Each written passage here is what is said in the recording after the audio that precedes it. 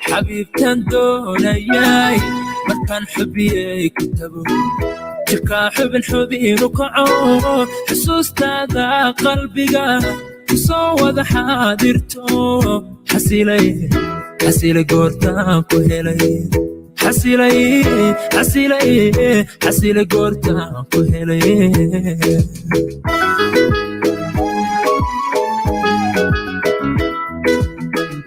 حريرت لداوديو افتينكي حمر بلاي حريرت لداوديو افتينكي حمر بلاي حكي قرح ذاته مياي حبي عيد كله معاكو حقيري كرتا معاكو حقيري كرتا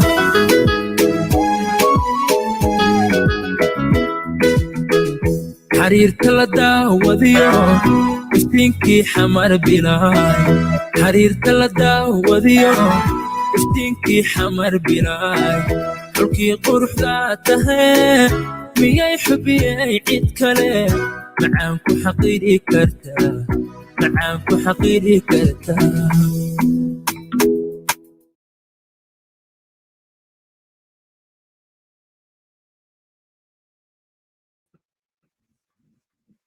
Hello, everyone. My name is April, and before we start, I'd like to direct our Somali and Spanish speakers to the bottom of the screen and the chat where you can find numbers to call for live interpretations of today's event.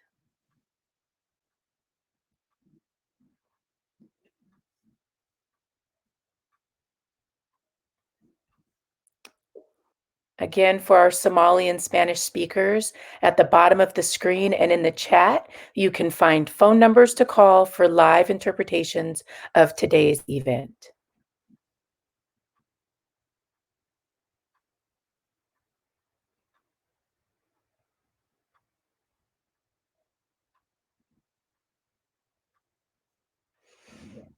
Once again, good evening. Before we start, for our Somali and Spanish speakers, there is information at the bottom of the screen and in the chat, so you can find phone numbers to call for live interpretations of today's event.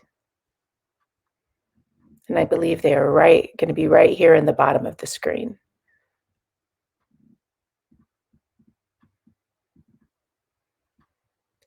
All right. Welcome, everyone.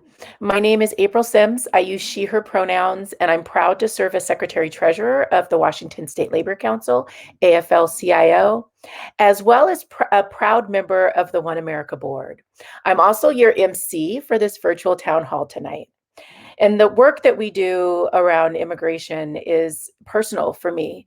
My grandparents fled the violent and segregated South in search of social and economic justice.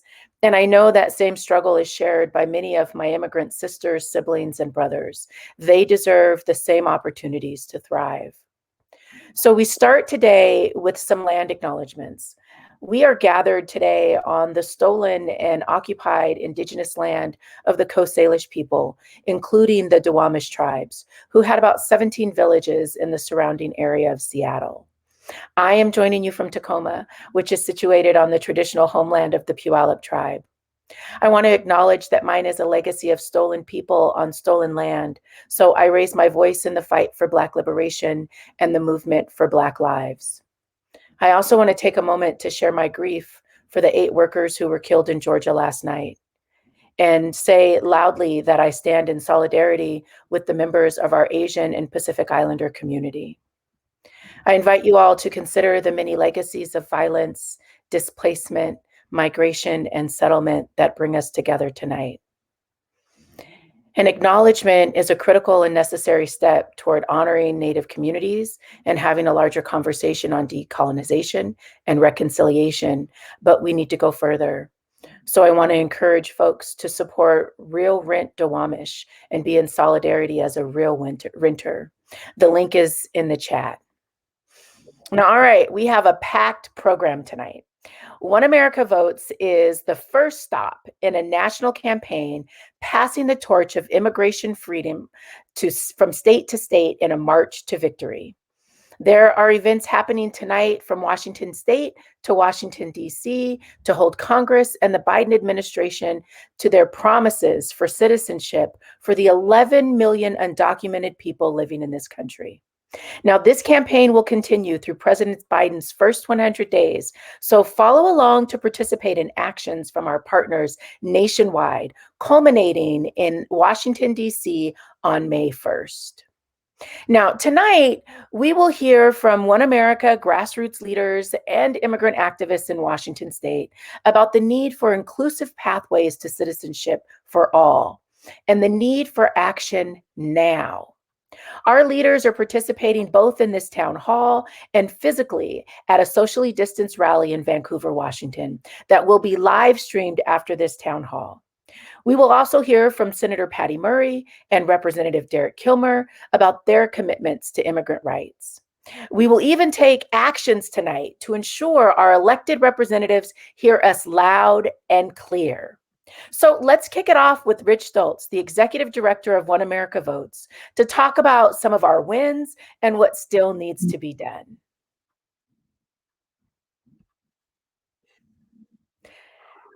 Rich, we can't hear you just yet.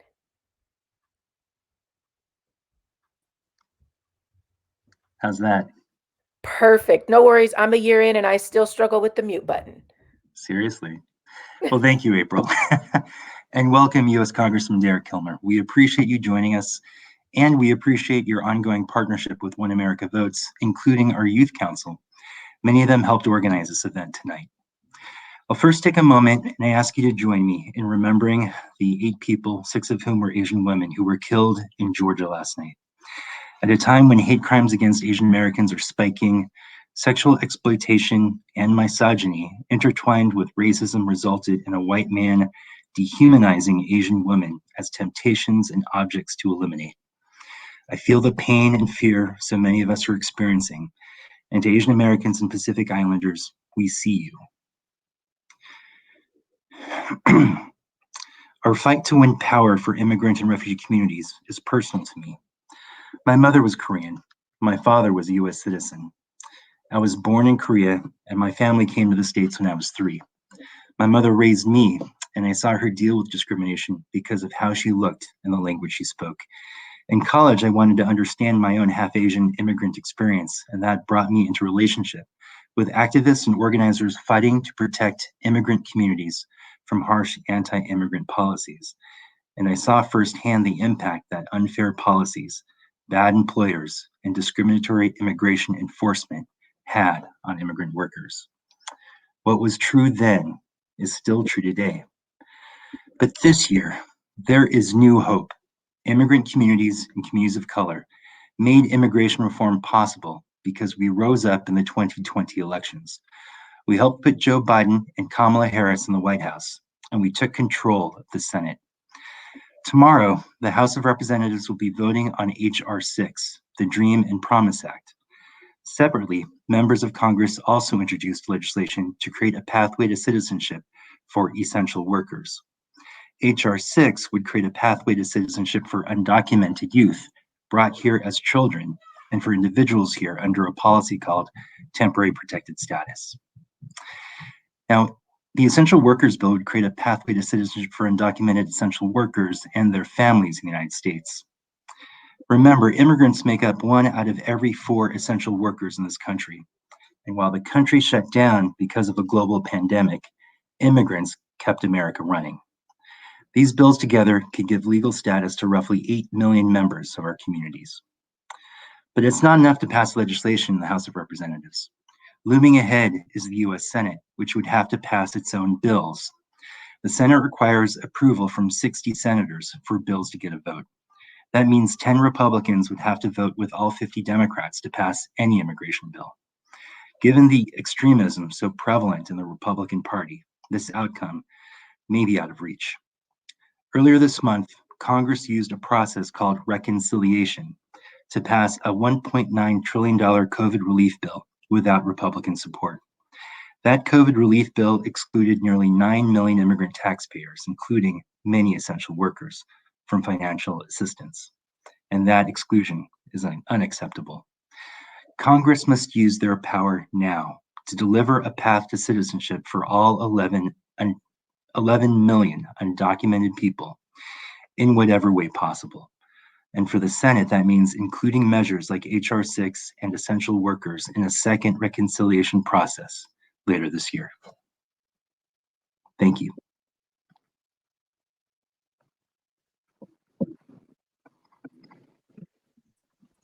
Thank you, Rich. Thank you for your powerful personal story and the reminder that we still have a lot of work to do. And speaking of work to do, now is the time for each of us to step up. Tonight, all of us are going to tweet and email our legislators. We're going to urge them to show their commitment to immigrant rights and fight for a pathway to citizenship for all. So follow the link in the chat and share with us how you have taken action tonight so that we can all march to victory together.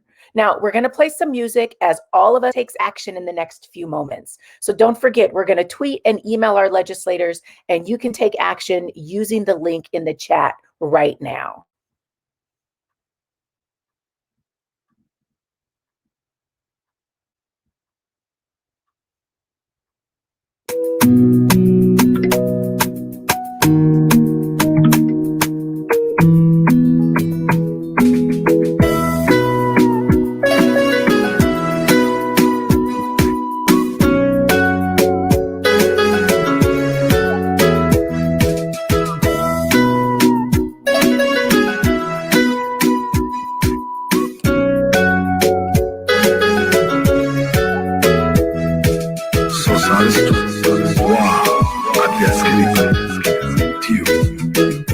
adaa xilkasnimo ku wacan xaniya kuma galo masay xogteennana nacab ma helo gobaad tahay xilaajannoy gobaad tahay xilaajannoy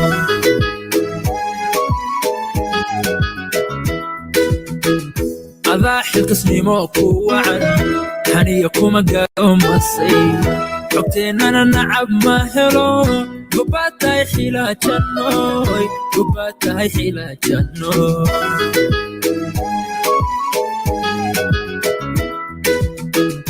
intii xusulka ii xabaan xaqiiqa ka sarreeya oo dunida xay aan ku ahay xalkeennoo aan gutiyo waskeenoon xumaan ka jiro ayaanu xilsaarahe casilay goortaan ku helay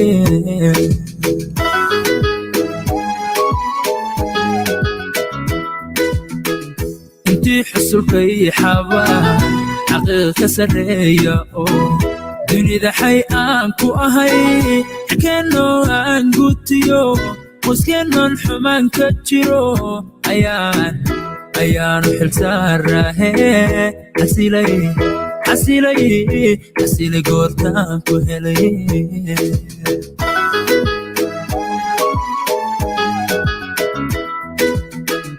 xariirta la daawadiyo iftiinkii xamar bilaay xariirta la daawadiyo iftiinkii xamar bilaay xulkii quruxda tahee miyay xubiyey cid kale macaan ku xaqiiri kartaa macaan ku xaqiiri kartaa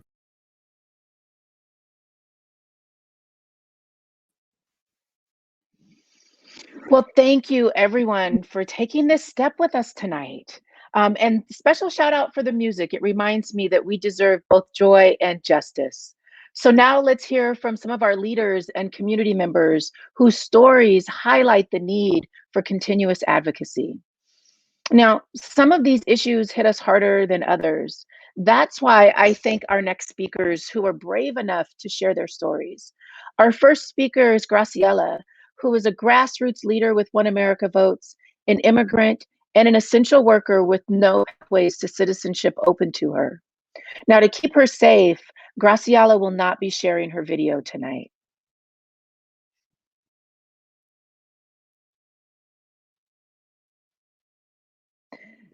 Graciela, can you hear me?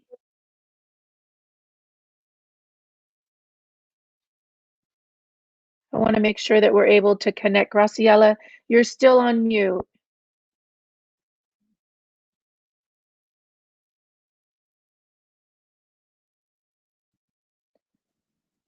Well, while we are working out our technical difficulties and making sure that we can connect with Graciela so you can hear her powerful story, I want to remind you all to take action tonight. If you didn't have a chance to take action when we were cueing the music and sharing the screen with the specific steps you could take, please don't forget to tweet, to reach out via Instagram, send your elected officials letters and emails. It's critically important that we make sure that our elected officials hear us tonight and hear the power of our community coming together to fight for immigration justice. I also want to remind our Somali and Spanish speakers that there is a phone number in the bottom of the screen that you can access for interpretation services. I'm going to check in and see if we're able to get Graciela on the line so she can share her powerful story. And I think while we work out those technical difficulties, I am going to ask Monserrat Padilla to share her testimony tonight. Now, Monserrat is both the co-director of the Washington Immigration Solidarity Network and an amazing voice for our community. Monserrat, can you hear me? Yes, April, thank you so much for having me here today. It's great to be with everybody. I'm so excited to join you all today for the National March to Victory. But first, I want to express my solidarity and commitment to continue organizing and building a world without hate and a strong, united community. I want to share that I stand in solidarity with our Asian and Pacific Islander siblings and to fight on the fight to stop Asian hate. And as shared earlier, my name is Monserrat Padilla. I am undocumented and unafraid, transgender and unashamed and unapologetic. I am the director of the Washington Immigrant Solidarity Network, a powerful coalition of over 450 organizations working to protect and defend our immigrant and refugee communities against the detention and deportation machine and during a global pandemic. Over the years, our communities have endured an inhumane deportation force that tears our families apart and violates our constitutional rights. Here in Washington State, we have witnessed immigration custom enforcement collude with local law enforcement in the rural town of Basin City in Eastern Washington, where farm workers were detained on their way to work. We witnessed broken windows shatter outside a family's home in Tacoma as the children saw their father being ripped away from a standing vehicle. We watched Customs and Border Patrol agents block the halls of justice in local county courthouses, like the one in Elfrida, as they racially profile people and detain our communities in ways reported to us as kidnapping their loved ones on plain sight. Nationally, Trump showed us what this rogue and monstrous machine is capable of: putting children in cages, dehumanizing our communities without access to hygiene care, conducting forced hysterectomies on migrant women, and encouraging prolonged detention and violent deportations of Black and Brown communities across this nation. Our immigrant communities have endured years of injustice, and despite it all, we have won big along the way. But the time is now to go all in and to fight for a just immigration system, and we must hold the Biden administration and Congress accountable for their promises of citizenship for the 11 million undocumented people living in this country. Our first job is to protect our communities, and citizenship is the best way for us to stop the deportation machine from taking our friends and neighbors from their homes. Non-citizens like myself have lived in constant fear of deportation from the place we call home. My family came to this country at the age of 2 from Jalisco, Mexico, fleeing economic hardship and rampant violence. Growing up undocumented, the fear of family separation due to the deportation machine is what defined my childhood. My dreams often felt unachievable as the systemic barriers denied my humanity and my dreams an opportunity to shine. At the age of 15, my family was torn apart, and that drove me to join this movement. A movement that fights for families, a movement that fights for LGBTQ communities, a movement that fights for workers, a movement that builds a strong and united community. Now, our movement delivers a clear political mandate. Democrats in the House and in the Senate must pass citizenship for all without delays and without trade-offs that would provide resources for ICE and CBP. Our communities deserve every single opportunity to obtain citizenship, and we cannot leave the community vulnerable who have suffered in the U.S. racially biased criminal legal system, vulnerable to deportation.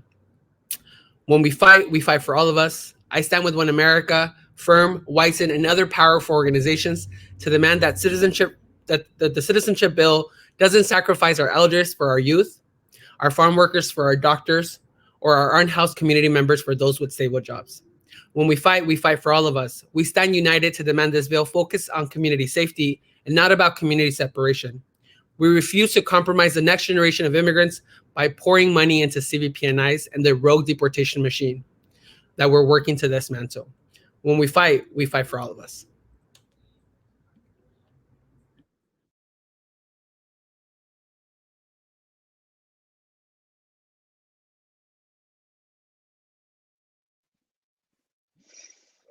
Thank you, Monse. That was beautiful. And you're right. When we fight for all of us.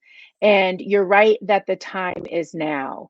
I want to check in and see if we were able to connect with Graciela so she could also share her powerful story. Graciela, can you hear me? Yes, can you hear me? I can hear you just fine. Thank you so much for joining us. Please, the stage is yours. Thank you. Sorry, I have internet connections. It's a little spotty.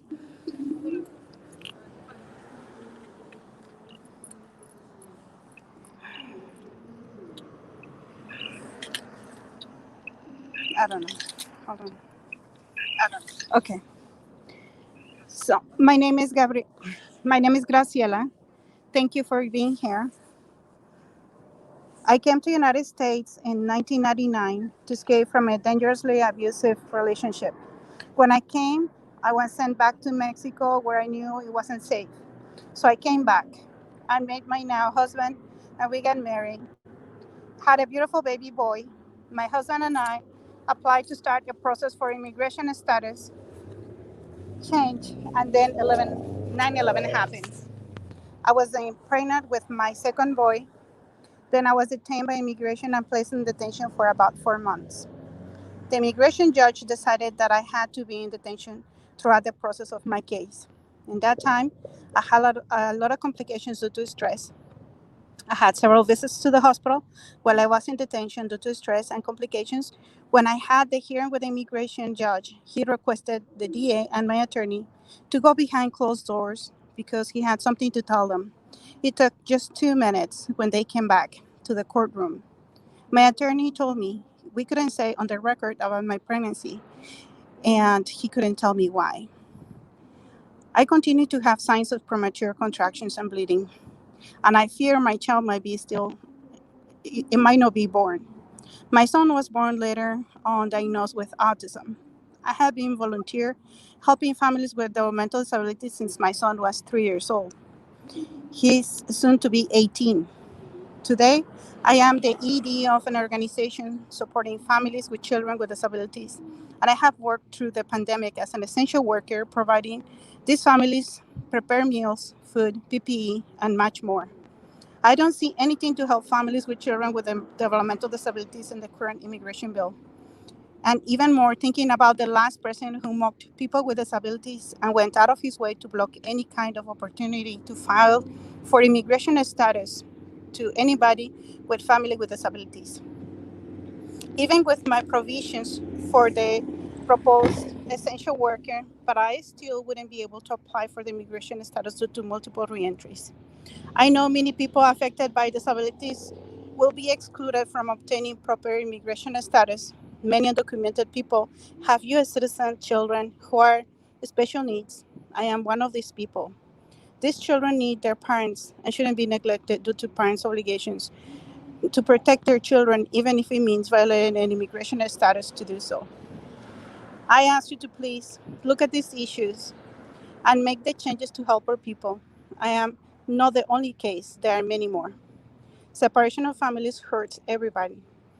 Keep our families together for a stronger United States of America. Thank you. Thank you so much, Graciela, for sharing your story. I'm inspired by your courage and your vulnerability. And your story highlights why our immigration system is so unjust. What we need is citizenship for all that is inclusive and doesn't leave people like Graciela out. Now, to make that happen, we need our senators to be champions. So some of you tonight, I know, are wondering, where are our elected leaders? Are they committed to fighting for immigration justice in the first 100 days? Well, Senator Patty Murray, a member of the Senate Democratic leadership and our state's senior senator, could not join us live tonight, but she has sent us a video. So let's see what she has to say. Hello, OneAmerica. I am so glad to be part of this event, even if virtually. As a voice for our state in the U.S. Senate, I know how difficult the past year has been for people and families across our state, especially members of the undocumented community who have suffered tremendously during this crisis. As we have worked to get all the people of Washington State the relief they need, I've been keeping your stories with me. I know immigrants and refugees have been at the forefront of this crisis as essential frontline workers, risking their well-being to keep communities running. I'm going to keep doing everything I can to make sure Washington State gets what we need from the other Washington to respond and recover from this crisis, including support for immigrants, refugees, and their families.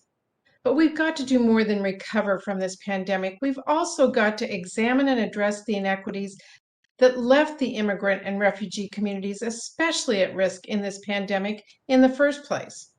That includes ensuring immigrants have access to vital health care and protecting workers' health and safety in every workplace.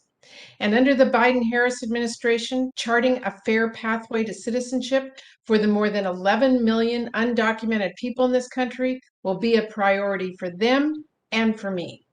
The immigrant community has waited far too long for DC to act, and the time for action is now.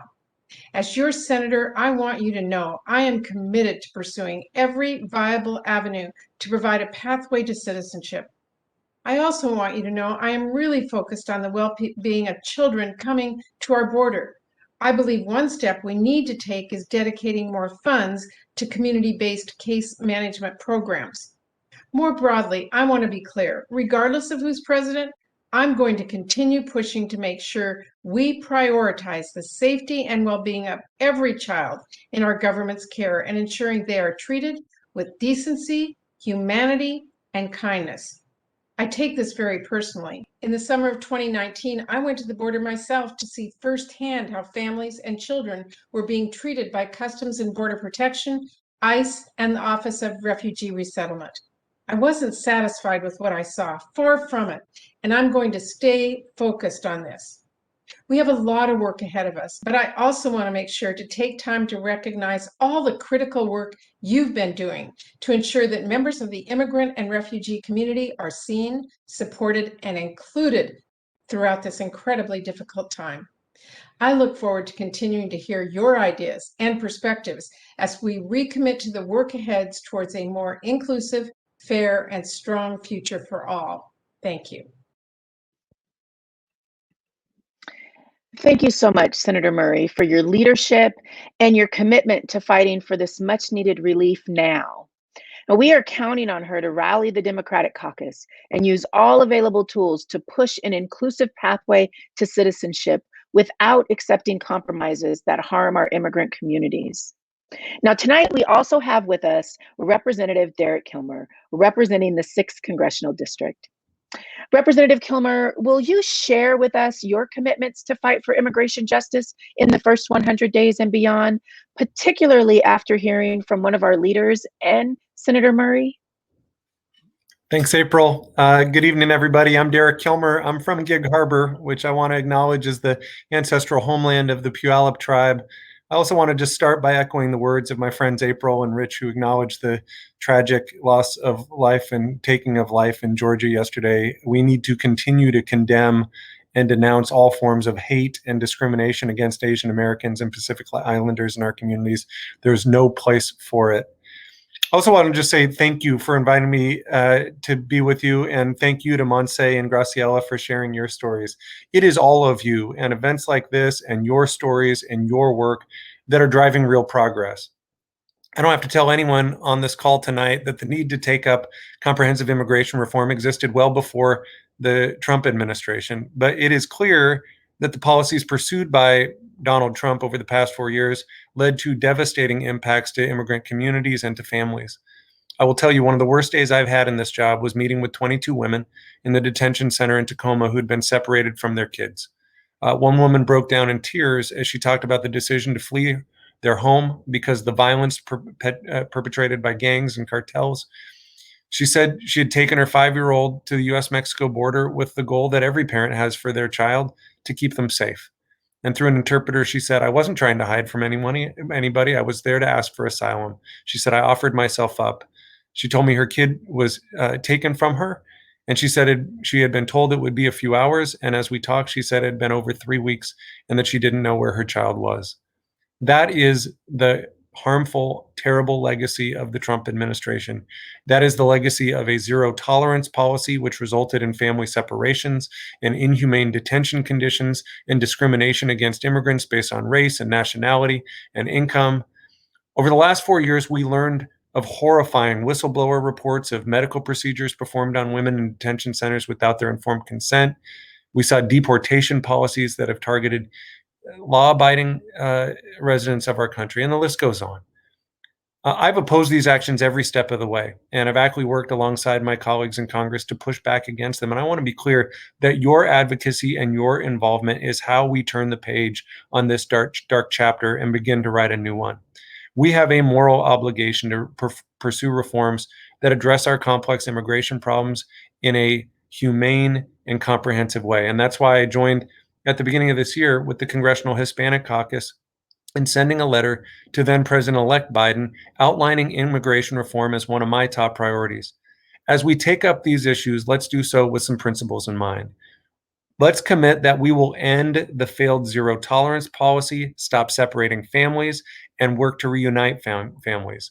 Let's end the use of for-profit prisons and detention facilities. Let's end the for-profit motive involved in immigration policy.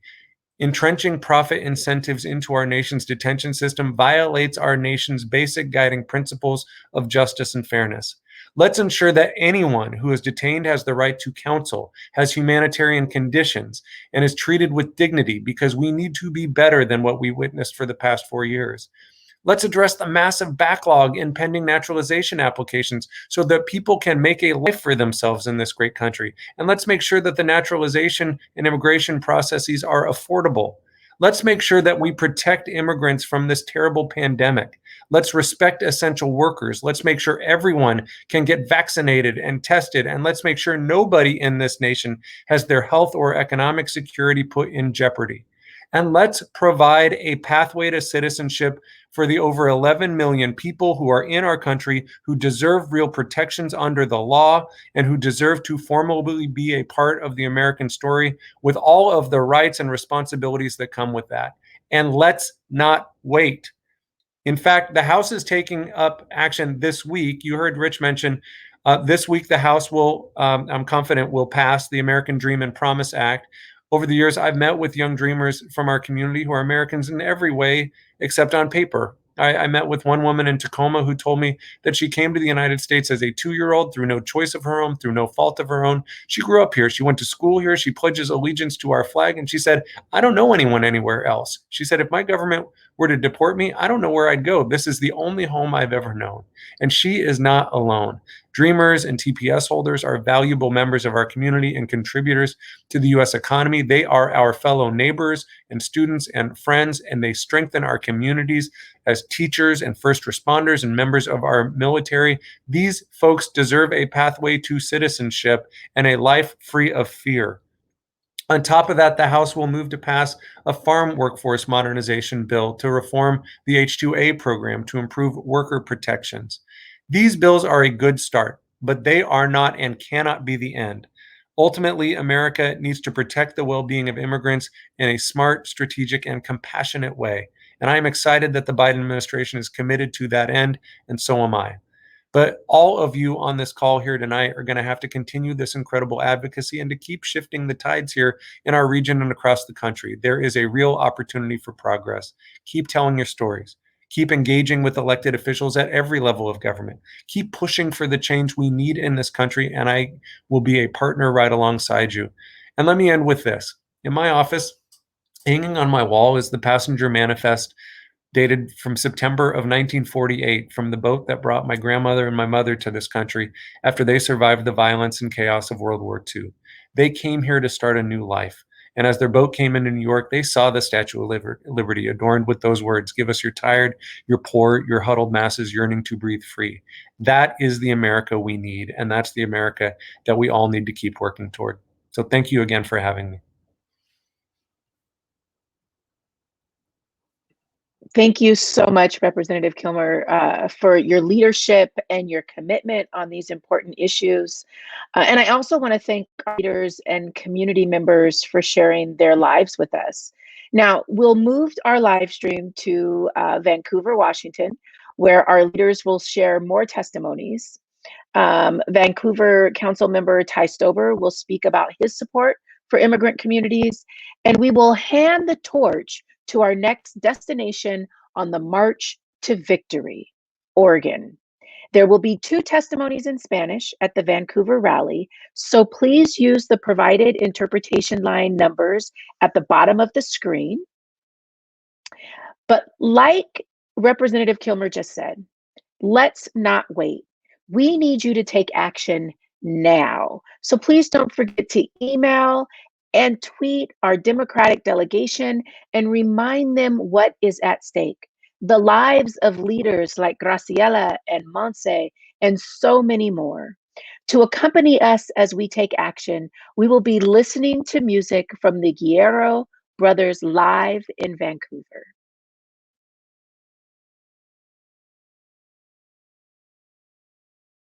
Monse and so many more. Ready to show. To accompany us as we take action.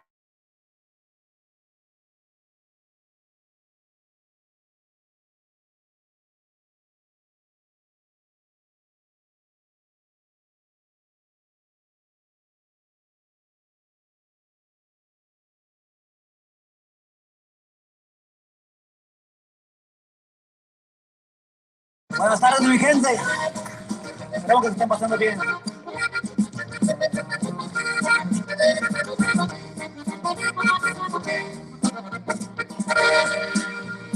Yo se lo dije a mi padre, quiero que vengas conmigo, quiero pistear esta noche, como 2 grandes amigos, a decirte, papá, lo mucho que te quería.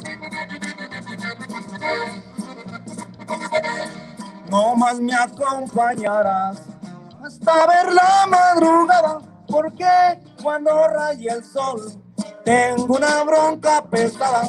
Si no me vuelves a ver, la suerte ya está echada.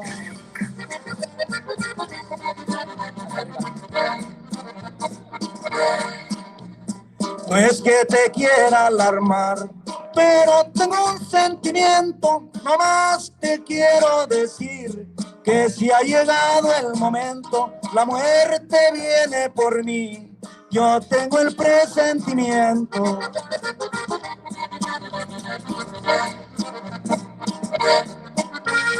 Nomás te quiero pedir que no me llores si muero, desde muy chico creí que eras el hombre de acero.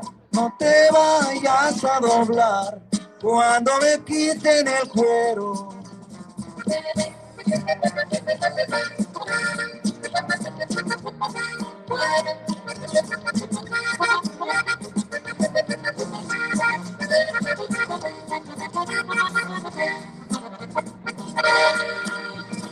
Dame un abrazo, papá. Tal vez sea la despedida, tú has sido mi protector, también mi madre querida, tú fuiste un gran señor, y eso nunca se me olvida.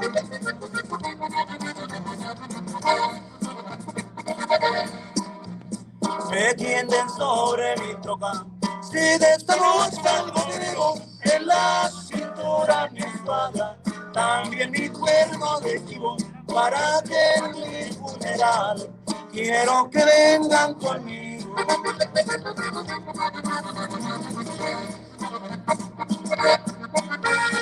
Pónganle un moño a mi tronca, y me la pintan de negro, que me sirva de carroza con rumbo hacia el cementerio y guárdenla en el garage, que tiene muchos recuerdos.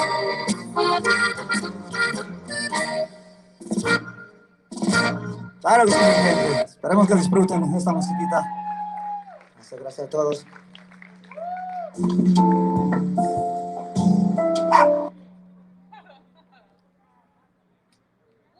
Una más.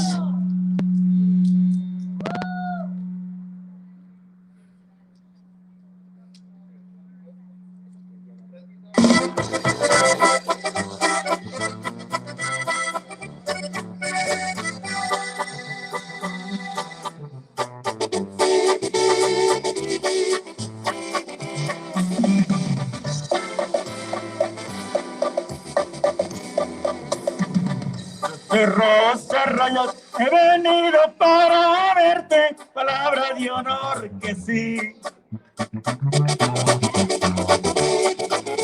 Tráigame ropa mojada, porque hoy estuvo lloviendo, ¿qué más puedo hacer por ti?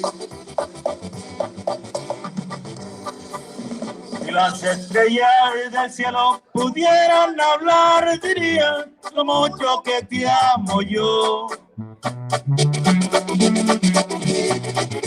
Si tú me dieras un beso, será bien correspondido por tus caricias de amor.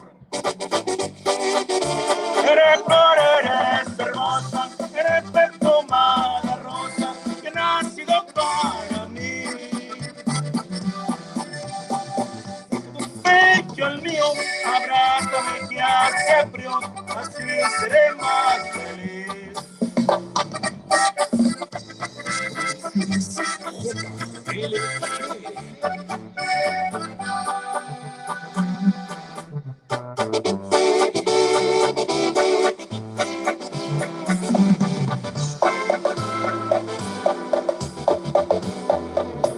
Morena, ya me despido, mañana a la misma hora nos volveremos a ver. Eres flor, eres hermosa, eres perfumada rosa, la dueña de mi querer. Eres flor, eres hermosa, eres perfumada rosa, que ha nacido para mí. Acerca tu pecho al mío, abrázame que hace frío, así seré más feliz.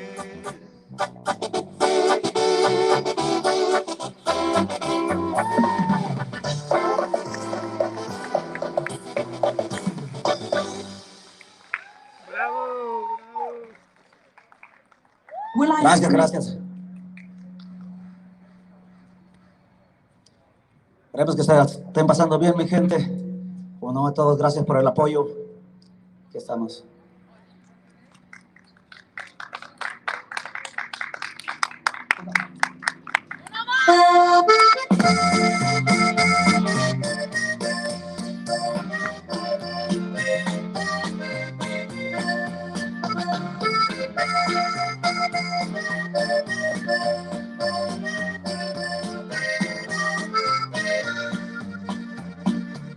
Adiós, adiós, California, Texas, Chicago y Long.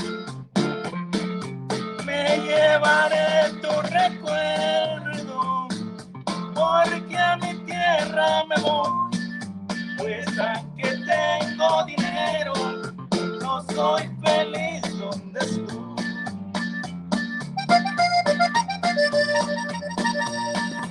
Adiós, adiós, Colorado, Nevada y Oregón.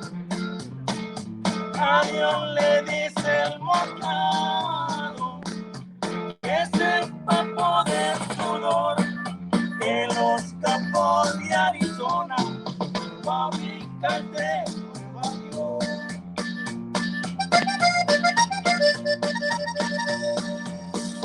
Esperando México lindo, por eso mismo me voy a ir.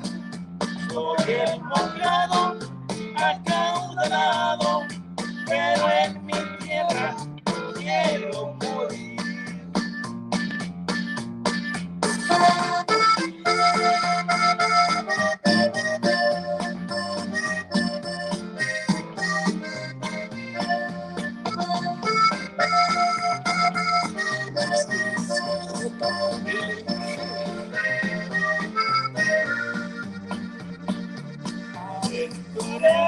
Enfocado, hablando muy bien inglés. Yo me pasé por Atlanta, por Oklahoma también. Decía una güera en Florida, I love you, Mexican man.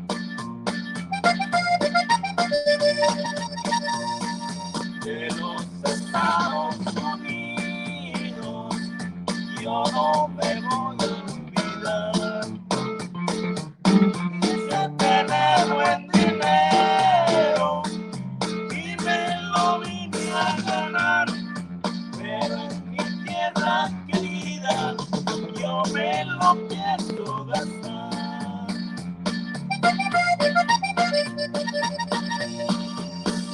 Temprano, México lindo, por eso mismo me voy a ir. Soy el mocado, encontrado, pero en mi tierra quiero morir. Gracias. Gracias a todos.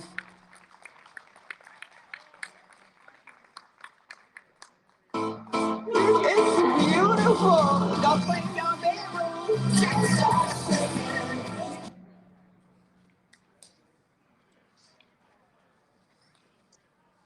Hello, beautiful people. Thank you for being here. We'll be having simultaneous interpretation during the event. I will need you to call phone numbers for language of preference during the program. We'll be having speakers share their stories in both English and Spanish, and we'll be putting instructions on the screen for the phone numbers you need to call to access that interpretation. For English, call 253-215-8782, 822-2575, 3354. For Spanish, call 253-215-8782, 843-9936, 0654. Somali, call 253-215-8782 and 826-7525, 3211.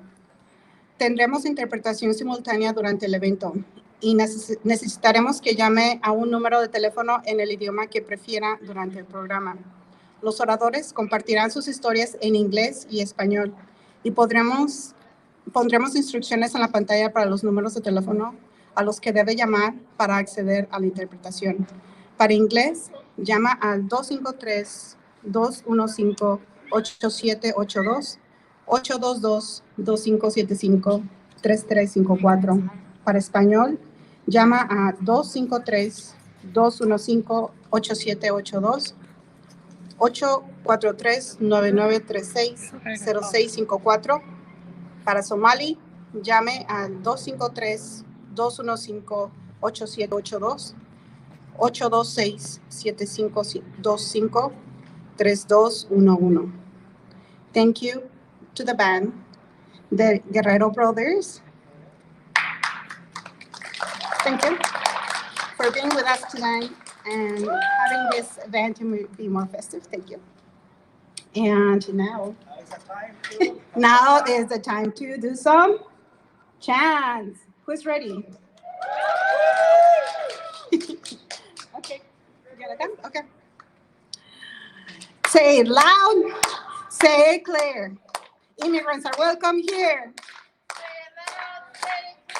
Immigrants are welcome here. Say it loud, say it clear. Immigrants are welcome here. Say it loud, say it clear. Immigrants are welcome here. Say loud, say clear. Immigrants are welcome here. Say loud, say clear. Immigrants are welcome here. Thank you. Now en Spanish, en español, dilo en voz alta, dilo claro. Los inmigrantes son bienvenidos aquí. You will learn Spanish here. Okay. Okay. And next we have Lily. Please give her a hand.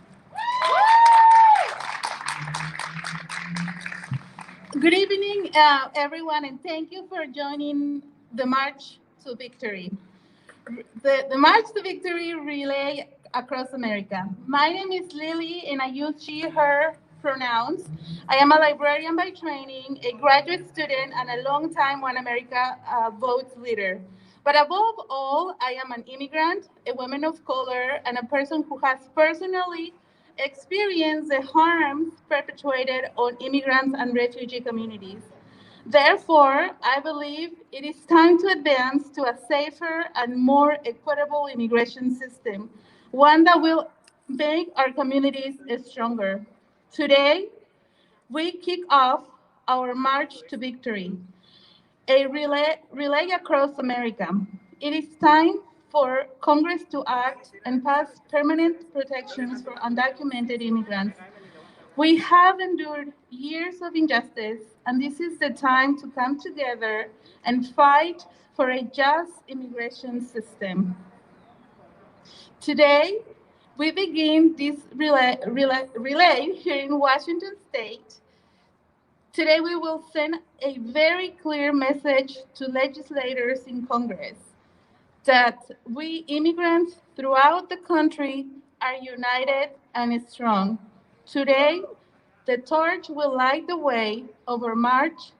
It will light the way throughout Oregon, California, and other states, urgently carrying the message that we immigrants demand citizenship for all, that we immigrants demand recovery from COVID-19 to be inclusive for all, and that we immigrants want to end deportations. Yes. A reminder again for English speakers, please call this number 253-215-8782. Again, this is a nation of immigrants, and we are here demanding a reform. I'm going to text him. Can I text him? Because it's good. So, again, those numbers are 253-215-8782. This evening, we will be hearing the stories of real people in their community that are being affected by this unjust immigration system. We have with us Maria Canedo, a resident of Vancouver, Washington, and a mother to share. She's gonna share her story in Spanish. Maria, welcome. Okay. Buenas tardes. Mi nombre es María Canedo y soy una inmigrante de Sinaloa, México. Tomé la difícil decisión de emigrar aquí hace ya 19 años para apoyar a mi esposo, que a pesar de que tenía 2 trabajos, lo que ganaba no era suficiente para sobrevivir. Yo tenía mi carrera en México y mi plan era solo quedarnos acá 4 o 5 años mientras ahorrábamos y aprendíamos inglés. Primero llegamos a un pueblo pequeño y trabajamos en el campo hasta que ahorramos dinero suficiente para movernos a la ciudad. Cuando llegué aquí a Vancouver, no conocía a muchas personas, pero gracias a que yo sabía un poco de inglés, conseguí trabajo en un restaurante y posteriormente en una reconocida tienda de ropa. Trabajé casi 4 años en la tienda y tenía seguro de salud hasta que alguien corrió el rumor de que había personas sin documentos. Nos checaron a todos y posteriormente nos despidieron. Esto me afectó muchísimo porque yo estaba en un tratamiento para tener mi primer hijo y al perder mi trabajo, también perdí mi seguro médico. Unos meses después salí embarazada, pero como estaba delicada de salud, ya no pude seguir trabajando. Así que me di tiempo para mi bebé. Después que nació mi hijo, intenté regresar a trabajar, pero en ese tiempo se implementó el E-Verify y no me contrataron. Además, mi esposo perdió su trabajo en construcción, así que no tuvimos más opción más que regresarnos otra vez a Royal City, que es el pueblo que llegamos primero. Allá trabajamos en el cultivo de manzana y seleccionando papas en un almacén. En esos años yo me sentía muy mal, estaba deprimida todo el tiempo. Las cosas no habían salido como yo hubiera querido. No contábamos con suficiente dinero para regresarnos a México y yo extrañaba infinitamente a mi familia.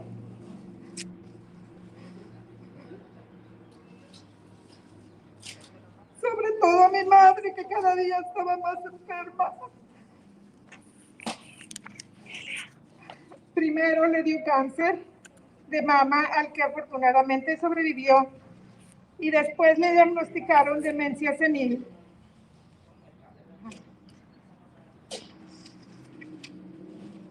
Aunado a todo esto, descubrimos que mi hijo tenía desorden hiperactivo y déficit de atención, ADHD en inglés. Había que llevarlo a terapias y clases especiales. Mientras tanto, mi mamá cada día tenía la esperanza de que yo regresara. Mi corazón estaba dividido entre irme a México y hacer feliz a mi mamá,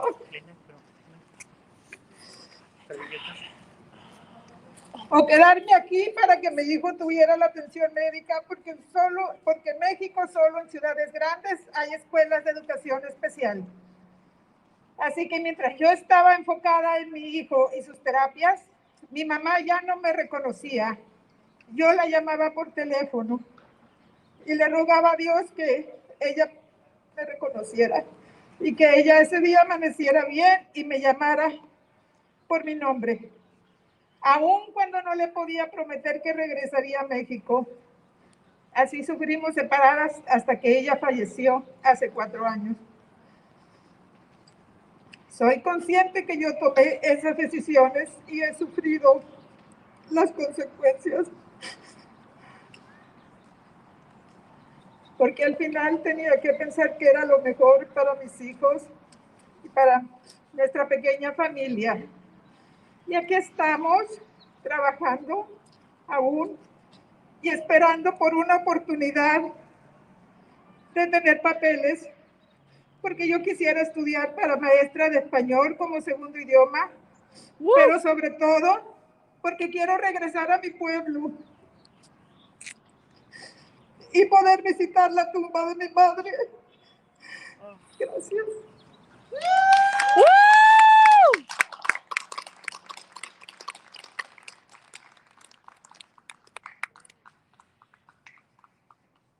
Thank you, Mrs. Canedo. We appreciate your vulnerability in sharing your story with us today.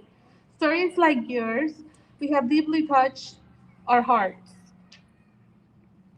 I hope that your story reaches legislators and allows them to recognize the value that exists in immigrant communities.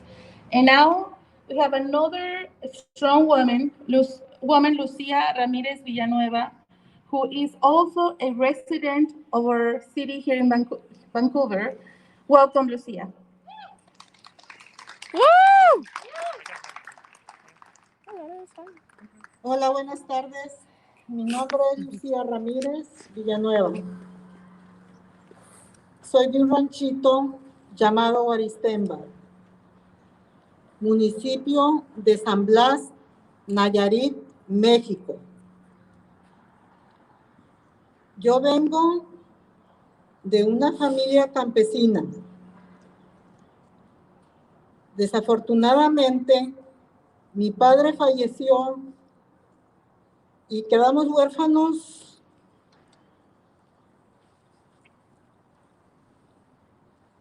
Mi hermano el mayor tenía 13 años, el segundo 12,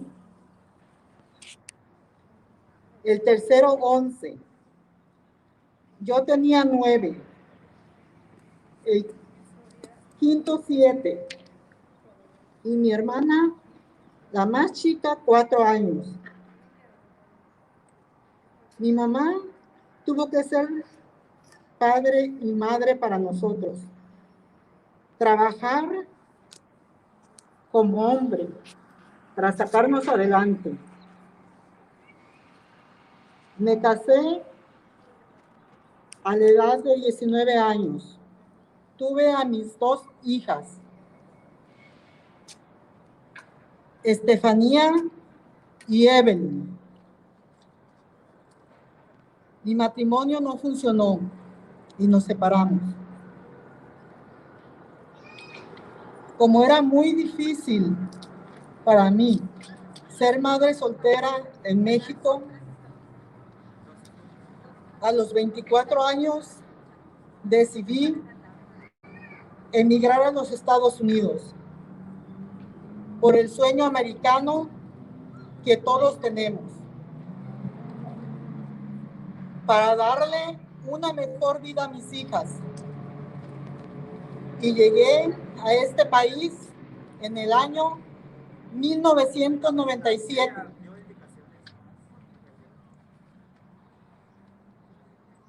Cuando llegué a este país, fue para mí un cambio muy grande y doloroso también, porque dejé atrás a mi madre y a mis hermanos.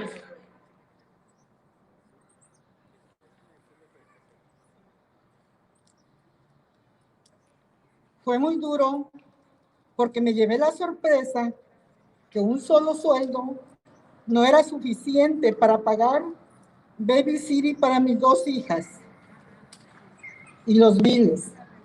Entonces tuve que buscar un segundo trabajo para poder solventar mis pagos.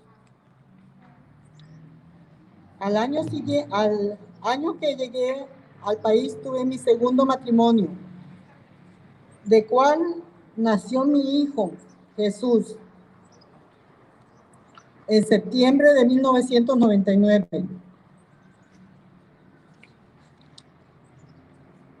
En el chequeo médico de los 3 meses, recibí la noticia del doctor de que mi niño Jesús no actuaba como un niño normal. Entonces, me mandaron a un neurólogo. Le hicieron estudios y ahí me dieron la desgarradora noticia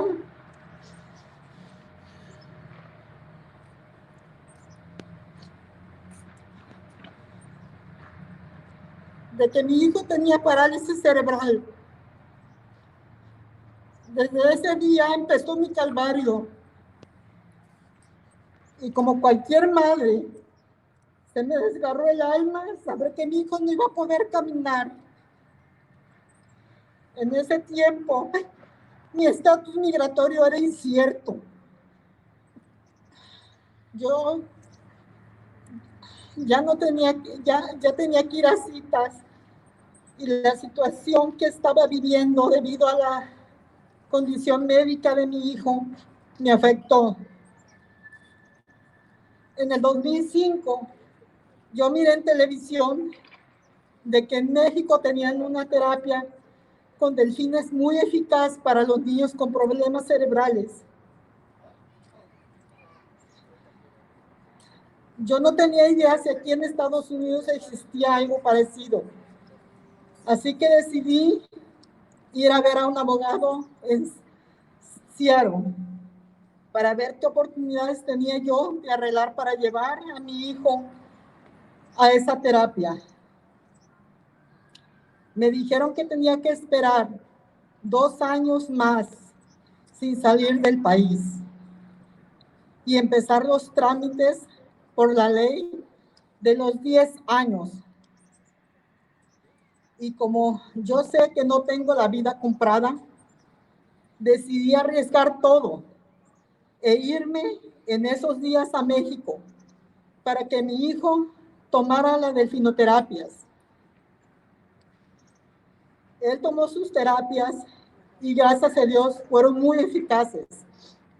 Y como este país es de mi hijo, decidí regresar porque había dejado encargadas a mis hijas con mi hermana. A mi regreso, desgraciadamente, tuve que separarme de mi hijo porque fui detenida en la línea. Viví un infierno con la angustia de saber que mi hijo dependía totalmente de mí y de mis cuidados. Y sabía que de una manera u otra yo tenía que llegar hasta aquí, donde se encontraban mis hijas y mi hijo. Pido perdón a este país, como ya lo hice en el pasado, por verme obligada a violar la ley. Pero como madre, no me quedaba otra opción. Años después, mi familia fue víctima de un secuestro y nos vimos muy afectados. Para ese entonces, yo ya tenía a mi hija, la más pequeña, Kiara. A consecuencia de eso, nuestro estatus migratorio cambió. Ahora, aunque mi estatus haya cambiado, yo estoy luchando por una reforma migratoria justa, pareja, por lo cual pido con mucho respeto a nuestro presidente Biden, a los miembros de la Cámara de Representantes, al Senado, en especial a la senadora Patty Murray, que escuchen el llanto de su pueblo, que sea un alivio para su nación, que es nuestra nación, porque formamos parte de ella. Gracias.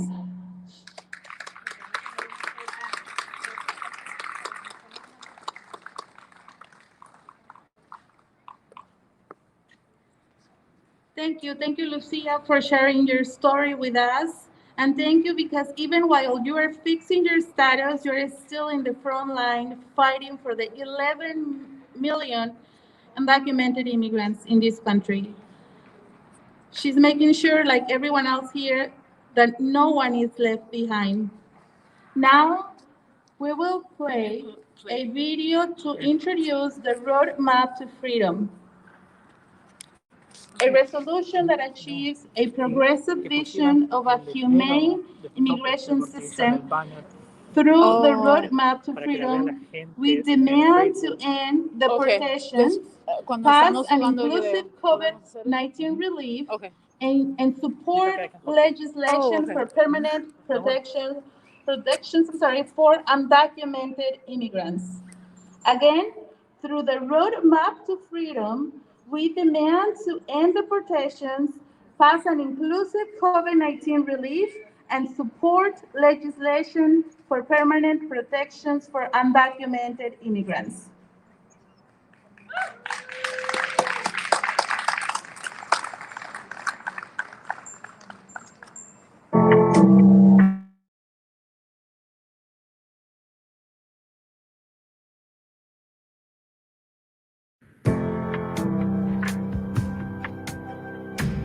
The Roadmap to Freedom is our vision to transform the immigration system to one that actually works for our people. I'm so proud to introduce the Roadmap to Freedom resolution today that has been endorsed by more than 60 organizations. We, immigrant, Black, API, Indigenous, and Latinx people are the power that have shifted the dynamics in Washington. Representative Jayapal has just hit the ground running. We're like not even 4 weeks into this term, and we have a roadmap on immigration reform. With a Democratic House, Senate, and White House, we have an opportunity to rewrite immigration laws steeped in racism and white supremacy. We are here to take action across the way from the White House, demanding justice, respect, dignity, safety for all of us.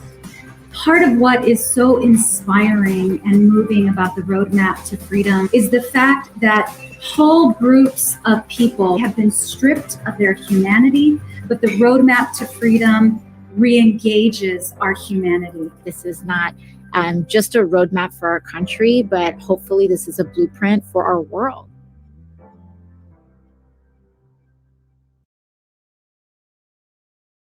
Freedom re-engages our humanity. This is not just a roadmap for our country, but hopefully this is a blueprint for our world.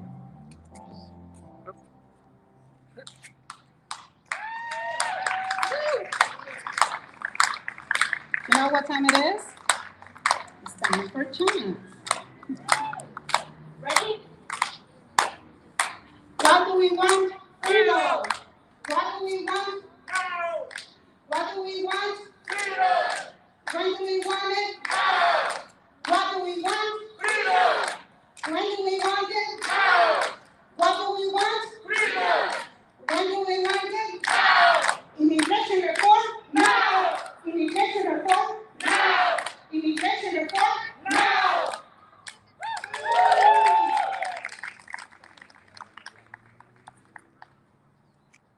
Thank you to our amazing volunteers today. Our next speaker is a local elected official who understands the importance of inclusivity and has been a great supporter of our immigrant community. And it is a friend of OneAmerica Votes. Welcome, City Council Member Stober.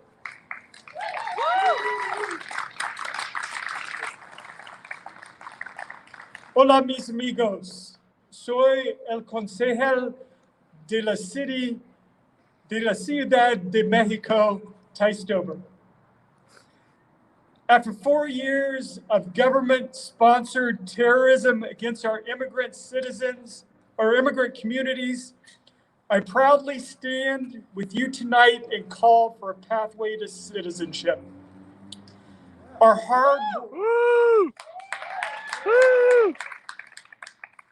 hardworking immigrants start businesses and create jobs. They build homes and grow food. They care for our elderly and our young. They truly are vital components, members of our community and our economy. Some documented people, and I'm always surprised when it's even people of Hispanic descent, say that immigrants without papers are breaking the law, that they should come here legally. But you and I know legally is a fallacy, because for most of Latin America, there is no legal path to entry into the United States. I have two very good Colombian friends, young men with aspirations and educations who have grown up in war-torn parts of their country. They want to come to the United States. I want to help them come to the United States. But they're blocked from participating in the immigrant lottery, in the visa lottery, and so they're left with their only option, trying to be accepted to expensive colleges. And as you know, even that is a very, that is only a temporary pathway. It is long past time for Congress to pass comprehensive immigration reform.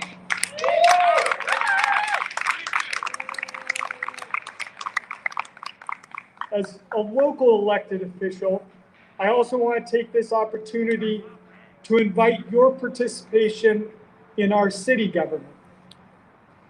We have many boards and commissions that influence our parks, our land use, our arts and culture, and many other topics.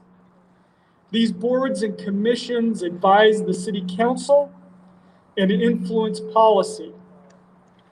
Applying only requires if you tell us if you live in the city or not. There are no questions about citizenship or status. I am truly honored to speak tonight. I'm honored to have you as friends and neighbors.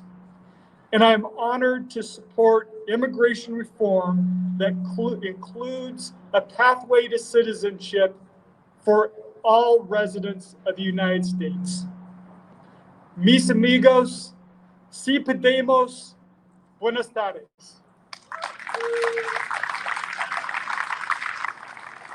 Thank you so much, Ty Stober. And now we are going to have a call to action, and I invite our leader, Glicerio Zurita, from OneAmerica, the federal campaign lead, to come to this stage. Woo! Good evening, everyone.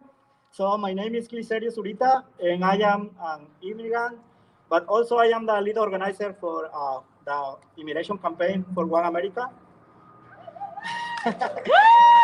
I was born in Oaxaca, Mexico, and I immigrated to USA in 1999.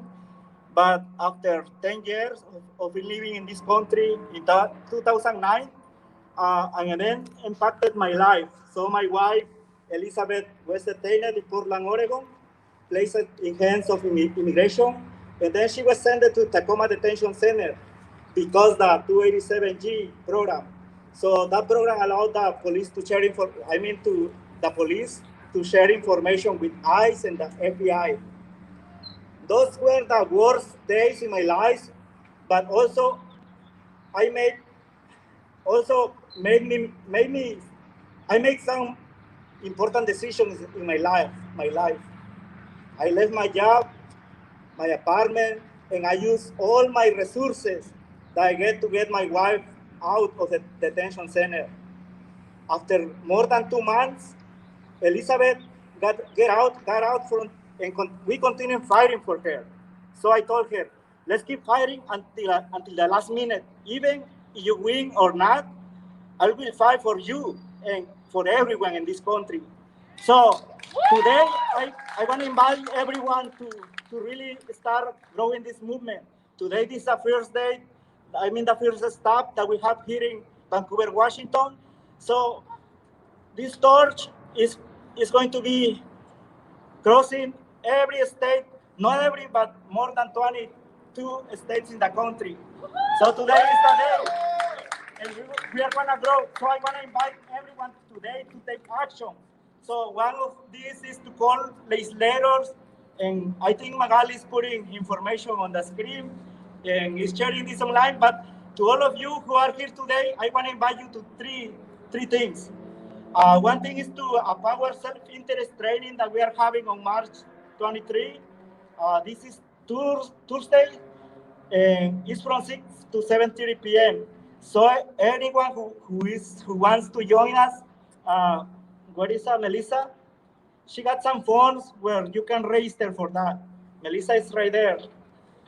And also, everyone who wants to share their stories with us also can contact Melissa and put the names on that. So I think this is very important now that legislators know the families and mothers are suffering right now. And also, I want to pledge for everyone to register to vote and keep fighting for immigrants. Thank you. Thank you, Glicerio. And now the symbolic moment we were waiting for, the passing of the torch to members of Causa Oregon. Where are those Causa Oregon people here? This torch is a light that will illuminate the march to victory, going from state to state across America until it reaches Washington, D.C. on May 1st.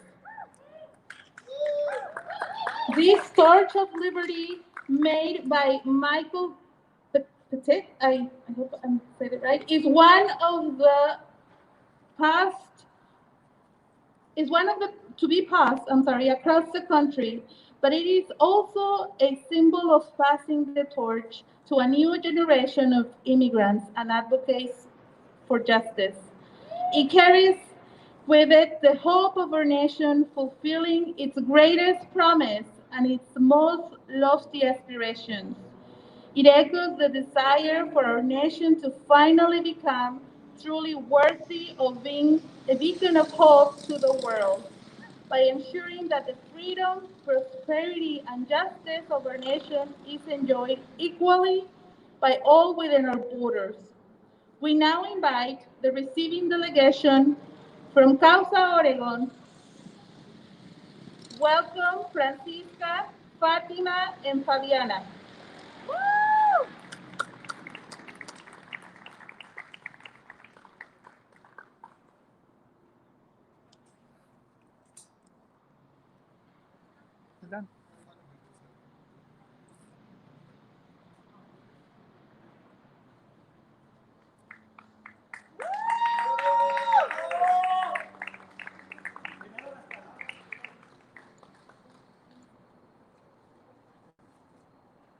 Hola, mi nombre es Fátima Preciado y soy una organizadora con Causa Oregon. Somos una organización que apoya los derechos de los inmigrantes en Oregon. Estamos muy entusiasmados de estar aquí y ver la energía y entusiasmo en Washington.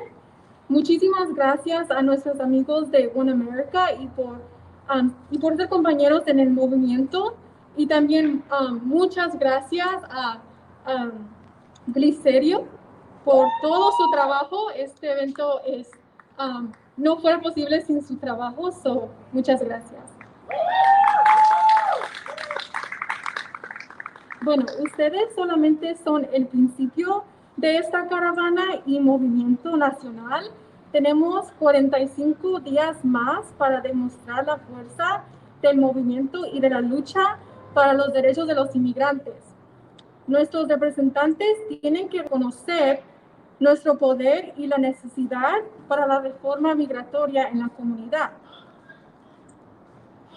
Con esta antorcha tomaremos toda la energía que han traído hoy y la llevaremos a Salem y después a California. Vamos a demostrar a nuestros representantes el poder de los inmigrantes y demandar que apoyen una reforma migratoria y ayuden para nuestra comunidad que ha sido muy impactada por el COVID-19. Ahora es el tiempo de cambiar. Hay que hacer reformas progresistas y cambiar las vidas de nuestra comunidad.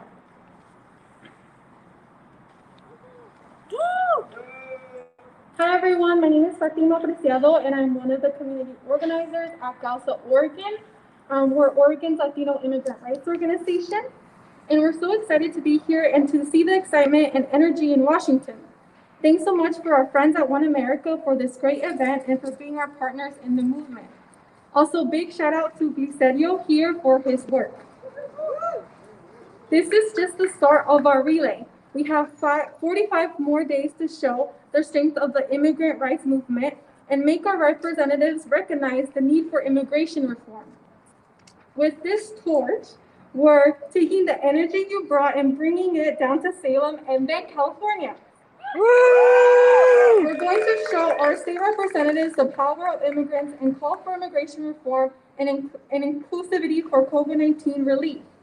Our community has been one of the hardest hit by this pandemic. Now's the time to be bold and progressive and change the lives of our entire community. Thank you.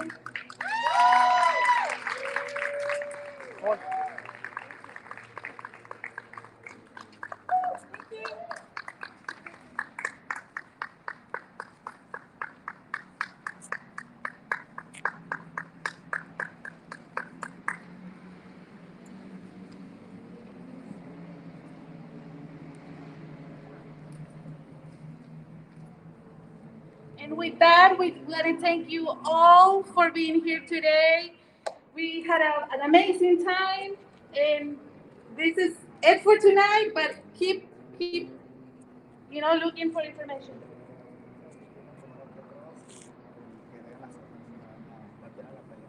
So Glicerio just told me that we have some pizza behind here for those who want some.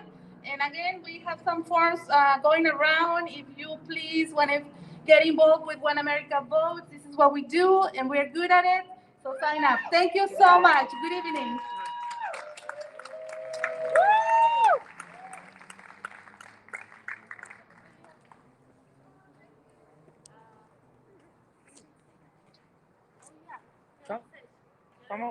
¿Estamos fuera del show o todavía no? You are in the show.